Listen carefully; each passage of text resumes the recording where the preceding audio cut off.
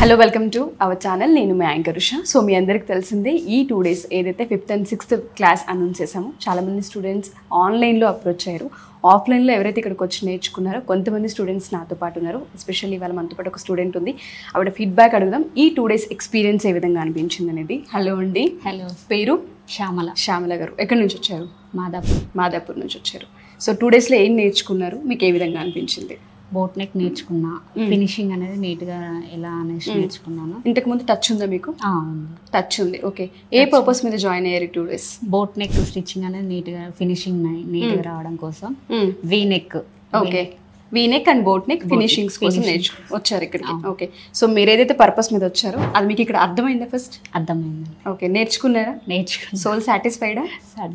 Okay. So ఇది కంప్లీట్గా మీరే స్టిచ్ చేశారు. నేను ఆల్రెడీ చూసాను చేసేటప్పుడు. సో ఇది ఆవిడ ఏదైతే ఫినిషింగ్స్ అండ్ దాంతోపాటు బోట్ నెక్ కోసం వచ్చారు. సో ఇక్కడ మేము ఏదైతే చెప్పామో అది ఇక్కడ నేర్చుకున్నారు. సో ఇది కీ హోల్ అని చెప్పాము కదా. ఫినిషింగ్స్ ఇంకా ఇక్కడ అంటే చేయలేదు, బట్ ఇది key hole and boat neck, hands. So నిజంగా చాలా చాలా చాలా పర్ఫెక్ట్గా ఉంది. చాలామంది ఇంటి దగ్గర కుడుతూ ఉంటారు కానీ ఫినిషింగ్సే కొంచెం అర్థం కాదు.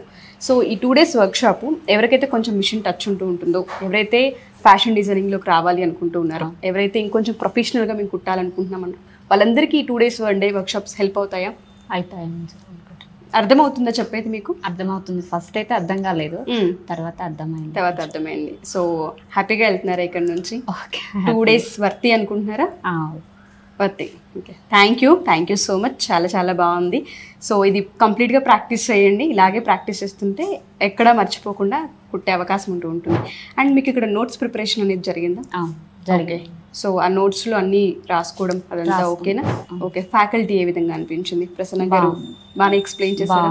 నీట్గా చెప్పడం కన్నా స్లోగా మంచిగా చెప్పింది.